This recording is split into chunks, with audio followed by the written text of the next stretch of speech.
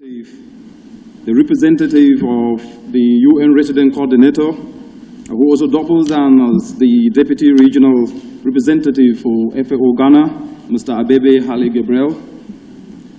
Distinguished ladies and gentlemen, as they say in Africa, all protocol observed. Good morning to all of you. It is with great honor today to be with you for this auspicious launch of EBAFOSA Ghana.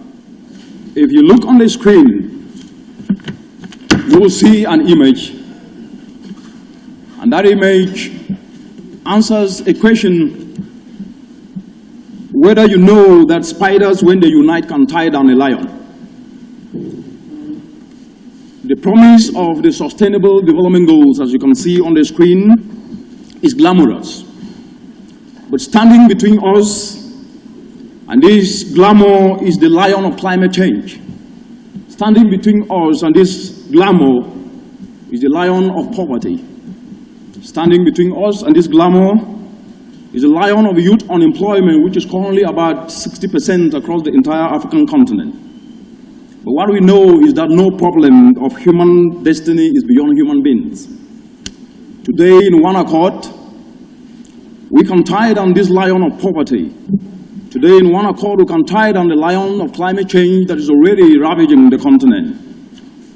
And together, by tying down this lion, we can actualize the promise of the Sustainable Development Goal for ourselves and for future generations, and truly ensure that no one is left behind. And this is the reason of why I think we can do so. Imagine just for a moment a mother who goes to bed without food, with her stomach aching of hunger.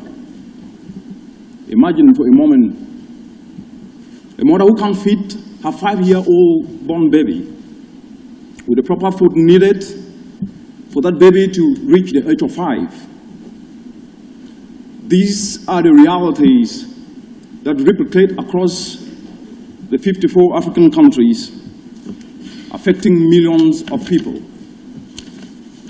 Sadly, this reality needs to be reversed.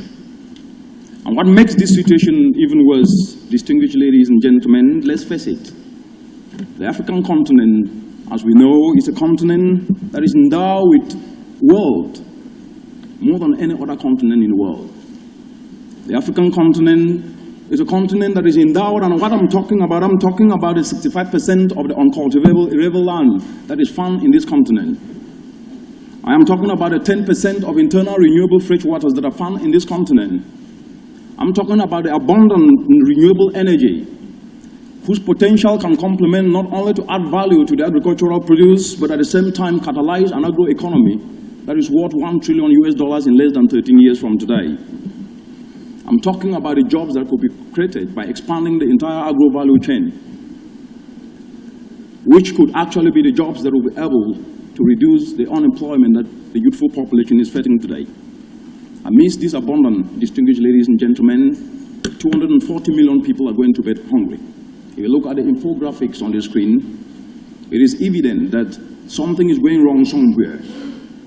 About 200 million Ghana is aspiring to be a high middle-income country in 3 years, from today as it is enshrined in your Vision 2020. While agriculture is considered as the backbone of the economy, employing up to about 70% of labor in Ghana, it is also contributing to your GDP. But however, this contribution has declined for the past 7 years to a low of about 19% in 2015, down from about 31.8% in 2009, and this is an indication that the jobs created by this sector are not actually coming as they should. The inefficiency along the Ghana agro-supply value chain is costing the country up to about $400 million annually and compounding food insecurity. And to offset these deficits, Ghana is also importing food valued at almost about $1.5 billion annually. And considering the immense potential of Ghana to feed itself, the post-harvest losses coupled with imports translating almost to about $2 billion annual revenue loss for the country. And worst of all is climate change, which is already redefining the contours of this continent more dramatically than any other, representing an ever-increasing threat projected not only to impact agro-productivity, but will cause citizens to seek sanctuaries in homes not even their own, and reversing the development gains that have been made across the continent in the past decade. Among all these challenges, the current trends means that Ghana maize yield, for example, a key staple in the country responsible for food and livelihood security for a majority, will decline by up to about 19% because of the changing climate. Fisheries, another key agricultural subsector, will not be spared by this elephant in the room called climate change. And the list goes on and on. With these compounding challenges, ladies and gentlemen, there are additional pressing challenges that are not only affecting Ghana, but affecting the entire continent today. Soil degradation is costing the continent every year $68 billion. That literally means that every single day the continent is losing 15 million, actually getting down the drain each and every day.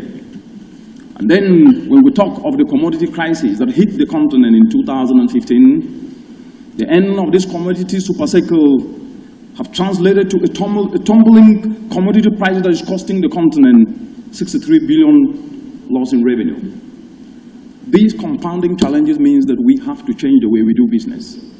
It is increasingly becoming apparent that without economic diversification through optimizing our food systems, the soaring hopes of a rising Africa remains just a mirage. Africa has got potential and is immense, but potential alone will not fit the continent. Potential alone will not drive down the unemployment numbers that are seen across most of the countries in the continent. And targeting highly catalytic sectors, especially sectors that can be able not only to ensure that the continent develop in a sustainable low carbon pathway, but ones that can be able to unleash the potential and change that potential to reality. And these sectors are actually sectors that we can be able to optimize the agricultural sector, but by optimizing ecosystem-based adaptation-driven agro-value chains and linking these to expanding the clean energy access is the most opportune opportunity that the continent has as we speak today. The message that we've heard over and over is clear. The parable of lack amidst plentiful opportunities in Africa has been what we know and what we hear. But this must change.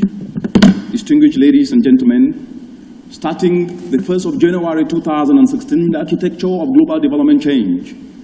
Africa, like the rest of the world, wake up to a newer, promising world with promising opportunities, building on what the Community of Nations did in 2015. In September 2015, the Community of Nations came together and adopted the Sustainable Development Goals and Agenda 2030. That very year, the intent of the Sustainable Development Goals is to leave no one behind. The very year in December, the world came together to adopt the Paris Agreement. We intend to ensure that the world develop in a low-carbon pathway, and resilience of communities are not just built to make them stronger, but to provide and unleash the opportunities. These all dovetail into the African Union Agenda 2063, with common intent to create the Africa we want. With all these frameworks in place, distinguished ladies and gentlemen, it is very clear that optimizing the agro-value chain is a silver bullet that will not only see Africa unleash food and livelihood opportunities, but at the same time will ensure that the millions, 240 million across the continent who go to bed hungry could potentially start to have the life that we envision. The World Bank report shows that simply raising crop production by 7% can reduce poverty by 7%. Neither the manufacturing sector can do that. Neither the transportation sector can do that. Neither tourism can do that. At the same time, growth in agriculture is at least 2 to 4 times more effective in reducing poverty than any other sector. But what we know is that it is very clear that enhancing agricultural productivity in the African continent today, though we know that it is one of the fastest ways to get people out of poverty and achieve inclusive growth for the continent, under the changing climate, how we actually move towards maximizing and optimizing the agricultural sector needs to be looked into detailedly. It is therefore critically important that how we go about building climate resilience and optimizing the agricultural sector must be done in ways that we conserve and enhance the capacity of the very ecosystems that underpin and are actually the foundation underpinning food productivity through these ecosystem services. We don't lack the knowledge in the continent. The knowledge exists. Today we have the knowledge to do this. Simply raising agricultural productivity is not enough. Ecosystems that are responsible for the productivity of the food that we eat today is looked after. This means looking after the bees. This means looking after the insect pollinators, which is an ecosystem service that is necessary for the production or for the good of 75% of all the crops that we depend on. This means that regardless of how vibrant our seeds are or how much fertilizers that we can apply, if we destroy biodiversity and lose the pollinators, there will be no bumper harvest. This means that even if we destroy the soils and have vibrant seeds, we will not be able to have the bumper harvest that is needed. It means looking after our soils and water resources. It means protecting the rich biodiversity in our forests. It means building climate resilience. And at the end of the day, it also means sharing the knowledge and the technology that allow us to do all these things. Excellencies, distinguished ladies and gentlemen, if we are able to do this by coming together, if we optimize food production by embracing the ecosystem-based adaptation approach to agriculture, research after research and even practical evidence have shown that we can be able to achieve up to 128%. And this will not only accompany farmers' income at minimal environmental costs, but at the same time, if we are to further link this on-farm production with clean energy-based value addition and connecting with information communication technology, market supply chain linkages, we could be able not only to spur a sustainable agro-industrialization down to the communities where we have millions of people living in, but we could potentially create 17 million jobs every year. And at the same time, catalyze the agro-economy, which is worth $1 trillion US. What is even better about this approach, distinguished ladies and gentlemen, is that it does not have to require enormous resources. This, for example, if you take the zai, which is practiced in West Africa, especially in the Sahel, whereby small holes are being dug, a demi-circle dug in dry soil, and used to grow seedlings, can turn crusted soils into nursery by improving water retention capacity, protecting seeds from being washed away, and concentrating nutrients. This approach has been proven to increase yields by 500% in some of the trickiest terrains across the continent.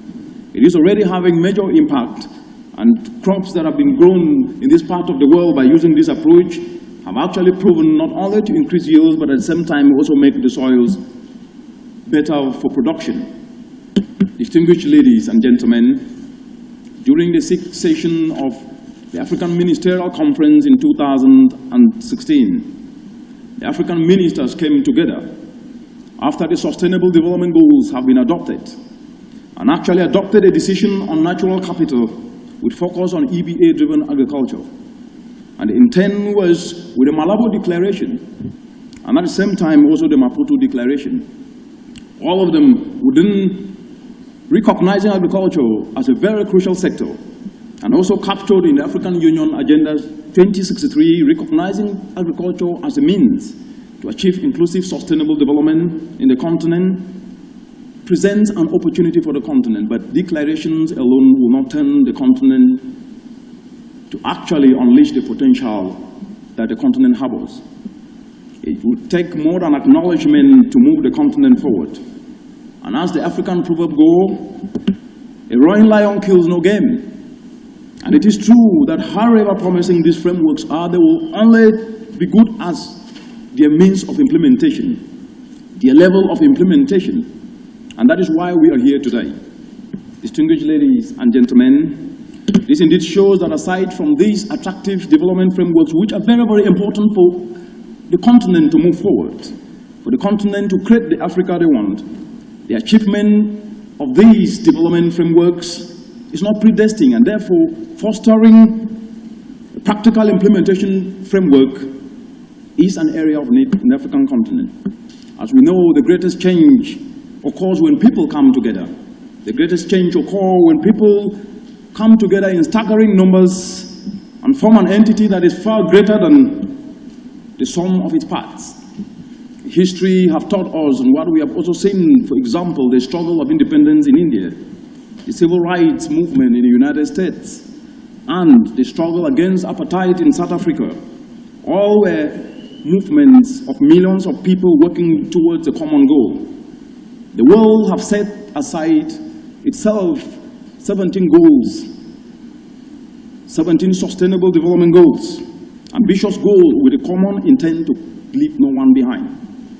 The African Union Agenda 2063 promises to create the Africa we want. But if we are to achieve all of these, distinguished ladies and gentlemen, the coming together of people rallying around a common purpose on a scale never witnessed in human history is what we must do. And that is why we are here today. Today marks a journey that started 16 months ago. It's a milestone of a journey that culminated in Nairobi at the UN headquarters, where the UN environment, in collaboration with the African Union Commission, in collaboration with sister UN agencies, the Food and Agricultural Organization, the World Food Program, IFAD, collaborating with civil societies, NGOs, international organizations, the private sector, and individual governments and even individual citizens came together and established the Ecosystem-Based Adaptation for Food Security Assembly as an inclusive Pan-African policy framework and implementation platform with aim to ensure that EBA-driven agricultural approaches frameworks that I've mentioned with the Sustainable Development Goal, the Paris Climate Change Agreement, or the African Union Agenda 2063, EBAFOSA provides an opportunity for job creation. It's an engine for job creation for the youth, especially leveraging on these frameworks and tapping into their skills can be able to ensure that not only fostering the public-private partnerships, but at the same time also ensuring mutual connections with the private sector for economic development. It is also a country branding tool through leveraging the EBAFOSA framework. To the private sector, EBAFOSA provides not just an opportunity to link business to government partnerships along areas of mutual interest, food security, but it is a platform that links business to education, to research institutions, and linking business to consumer networking. To NGOs and civil society, EBAFOSA provides you with a framework that through which your mandate can actually be delivered at broader scale than it is today and benefit more people.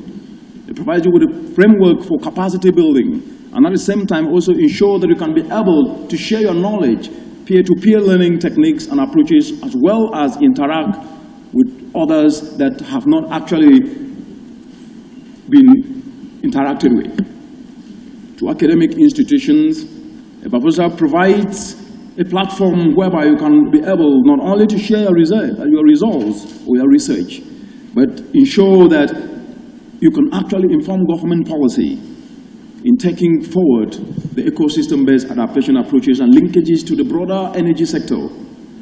And to the youth, EBAFOSA provides you that opportunity to utilize your entrepreneurial skills to drive the agenda of development for your country and continent and the world. Distinguished ladies and gentlemen, EBAFOSA provides an opportunity for the international community not only to implement the Sustainable Development Goals, but it provides an opportunity for inclusive partnerships as envisaged and enshrined in Goal 17. EBAFOSA's key strength of actualizing these partnerships among solutions providers is acknowledged in the Sustainable Development Goals in Goal 17 I've mentioned. It is positioned as a platform to implement nearly all the 17 Sustainable Development Goals, and Africa could potentially, through this framework, catalyze all the Sustainable Development Goals. The continent of Africa, as we speak today, almost about 300 million citizens are middle-class citizens, demanding nutritious food, importing food, and the $35 billion that are mentioned, which the continent spends every year. Importing food, most of this is done by the middle class, but Africa's middle class, which is estimated to be about 300 million people today, and with a consumer spending estimated in the next 5 years to be up to about $1.4 trillion means that the market of what the continent produces is right here in Africa. And if through EBAFOSA the producers can be able and expanding to markets utilizing information communication technology, the market could actually be here, and that will result in job creations and tapping into the $1 trillion agro economy that I mentioned earlier. Excellencies, distinguished ladies and gentlemen, with the millions at risk of food insecurity, with Ghana, for example, as I mentioned, spending almost up to about $2 billion annually in avoidable costs, this might mean that you actualizing your Vision 2020 will remain at stake. With the changing climate that is already reshaping the contours of the continent, right down to Ghana, this will mean that the catalytic agricultural sector, which is contributing to the socio-economic of Ghana, could actually curtail the actualization of the Vision 2030. And as the African proverb goes, when a cock crows, it signals a new day.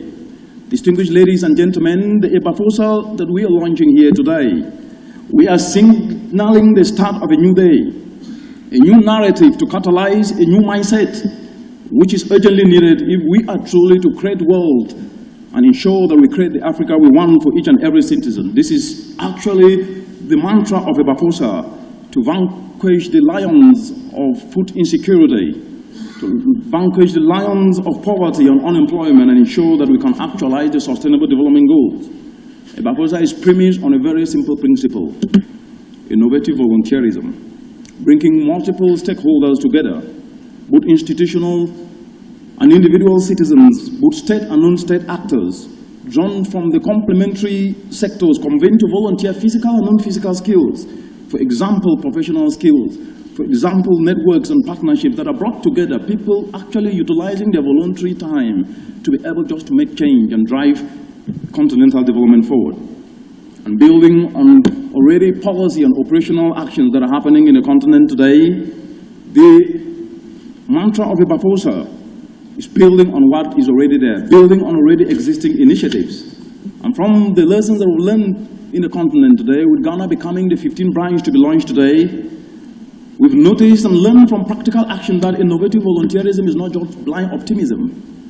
Innovative volunteerism is already on the move and demonstrating that the strength of this paradigm shift can be channeled through voluntary action and state-driven partnerships. The spirit of innovative volunteerism is mobilizing youth groups across the entire continent through the ecosystem-based adaptation for food security assembly, and countries are already yielding the fruits of this. For example, in the DRC, Democratic Republic of Congo, through the ecosystem-based adaptation for food security framework, a group of graduate youthful agripreneurs, as they call themselves, have channeled their skills and networks and have put together capital through this framework to optimize the cassava value chain. And these young people today, as we speak, are processing cassava into flour. They're packaging it and standardizing this and selling to bakers. And with this integration, these youths are generating every week $4,000 US. And monthly, they're generating $16,000 US. And annually, they're generating $196,000 annual income. If this is not money, then I don't know what money means. In Nigeria, for example, through the EBAFOSA framework, premised on the spirit of innovative volunteerism, giving to community, but utilizing your skills to do things differently for the collective benefit of all. EBAFOSA in Nigeria have actually seen youth volunteer their skills, partner with farmers' cooperatives, with the aim of developing ecosystem-based adaptation farms and expand the reach of these across the entire country. These farms that they've put together are linked to markets and other commercial value chains to increase earnings, and over 1,000 youths have found employment as a result of this EBAFOSA framework in Nigeria. In Kenya, in East Africa, through the EBAFOSA framework, the innovative volunteerism spirit have actually fostered not only partnerships, but bringing in the private sector to encourage solar-powered irrigation. And thanks to this period of innovative volunteerism through the framework of EBAFOSA, this solar-power irrigation has partnered with farmers group across the country. And the ongoing drought that is happening in Kenya today, many through this framework have actually given testaments of how they have benefited from this solar irrigation, which is driven not only driving climate-smart action, but at the same time ensure that resource-efficient agriculture is offsetting carbon emissions and at the same time catalyzing value chain actions that are putting money in farmers' pockets. In Malawi, in Southern Africa, through the framework of EBAFOSA, many farmers and many actors across the country are actually growing a crop called sesame. And this sesame is currently, through the Malawi Bureau of Standards, being standardized so that this high-value and drought-resistant crop can fetch markets both in Malawi and across the continent, and even markets that have never been looked into. Distinguished ladies and gentlemen, these success or pockets of success stories are just representing a clarion call and an encouragement for us to build on them and create full-scale solutions. And let us not despise ourselves. As the African proverb goes, if you think you are too small to make a difference, you haven't spent the night with mosquitoes. If you don't despise yourself, or if we don't despise ourselves, our collective actions will move mountains. If we do not despise ourselves, we will be able not only to move from talk to action, but action that will spur opportunities for many. EBAFOSA Ghana provides you with that opportunity to make that difference. Excellencies, distinguished ladies and gentlemen, I am therefore calling on each and every one of you, each and every one of us, to speak the language of implementation, because if we don't implement, the declarations will mean nothing. I'm calling on you to feed on the meals of implementation, because implementation is the only way that we can be able to actualize the potential and turn that to provide meaning to each and every one of us. I'm calling on you to sing the songs of implementation and sound the bells of implementation, and EBAFOSA should become your tone and melody. With your commitment today, ladies and gentlemen, EBAFOSA Ghana will soar like an eagle as it delivered its much-needed progress to the collective benefit of all. I have every confidence, just like you do, that Africa can feed Africa and feed the world. I have every confidence that just as you do, we can be able not only to drive a narrative that is sustainable for the growth of this continent. Today, as we drive the establishment of ecosystem-based adaptation for food security assembly, with Ghana being the 15th national branch, I urge you not only to utilize the energy and the passion that I see in your faces here today to drive this change, but to innovate, to upscale these appropriate technologies that are existing already, to transform the institutions that are already existing and already driving change, like the examples that I show, and to make Africa become a continent of our dreams. Dreams full of prosperity and inclusive growth for the millions who don't have the opportunities. I believe that if we are able to do this, that the EBAFOSA provides that opportunity. And if we can tap into this will actually determine whether Africa will win the 21st century or the 21st century will belong to Africa. I believe that the citizens of this continent and the world can be able to make that happen. The Sustainable Development Goals promise to leave no one behind. The African Union Agenda 2063 promised to create the Africa we want. From lessons learned and from the practical actions across the continent, and through the spirit of innovative volunteerism, we can be able to galvanize these actions that can address the compounding challenges of poverty, climate change, food insecurity, and unemployment. Life itself under the changing climate is at stake, but we, the citizens, have the power to change it. We have the power to win. We have the power to do things differently, and so let us therefore go forth and win it for ourselves and those generations still yet to be born. Let the pain of the mother that are projected in the infographics, who can't feed her newborn baby because she doesn't have the required food to do so, usher us to action. Let the 240 million citizens who go to bed every day with their stomach aching of hunger, usher us to action. Let the 60% of the unemployed youth across the continent usher us to action. It is now time to put our fine words aside and pick up our tools and march forward through the spirit of innovative volunteerism and start to actualize the glorious promise of the Sustainable Development Goals for ourselves and future generations to ensure that no one truly is left behind. That is the only way that we can truly create the Africa we want. That is the only way that we can ensure that Africa will never experience the fear of want or need. If you feel this passion as I do, if you feel this energy, I am asking you that you should arise and let's get to work. The future is in our hands, and we have everything it takes to create it and to shape it. Believe it. Thank you.